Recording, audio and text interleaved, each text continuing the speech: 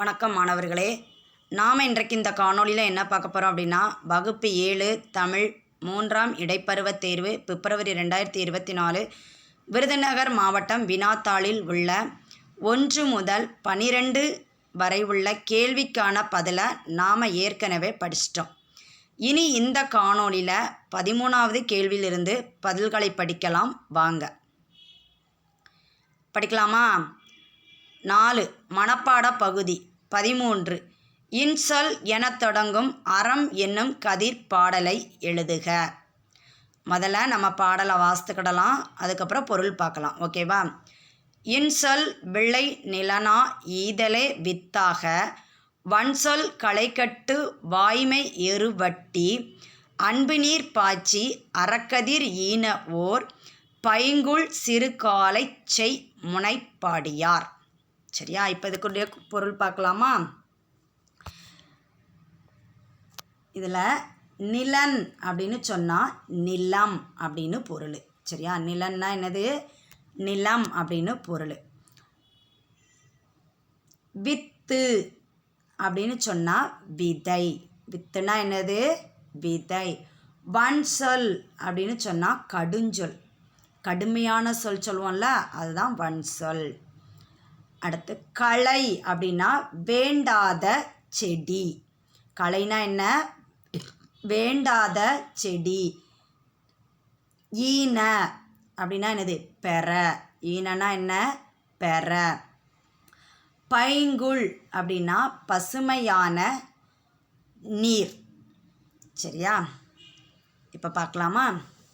அதாவது ஒரு இனிமையான சொல்லு தான் நம்மளுடைய விளைநிலமாக இருக்கணுமா. ஈகை அப்படின்னு சொன்னால் என்ன பொருள்? கொடுத்தல். அப்போ அந்த பண்பைத்தான் நாம் என்ன செய்யணுமா? நம்மளுடைய நிலத்தில் விதையாக விதைக்கணுமா. அடுத்து வன்சொல்னா என்னன்னு பார்த்தோம்? கடுஞ்சொல். இதுதான் நம்ம நிலத்தில் உள்ள களை, அதாவது வேண்டாத செடி சொல்லுவோம்ல, அதை ஃபுல்லாக என்ன செஞ்சிடணுமா? நீக்கி தூர போட்டுறணுமா. அடுத்து எரு போடுவோம். விளை நிலத்தில் என்ன போடுவோம்? எரு போடுவோம். அப்போ அந்த எரு எதுனா உண்மையை பேசக்கூடிய எருவாக நம்ம என்ன செய்யணுமா? அதில் போட வேண்டுமா.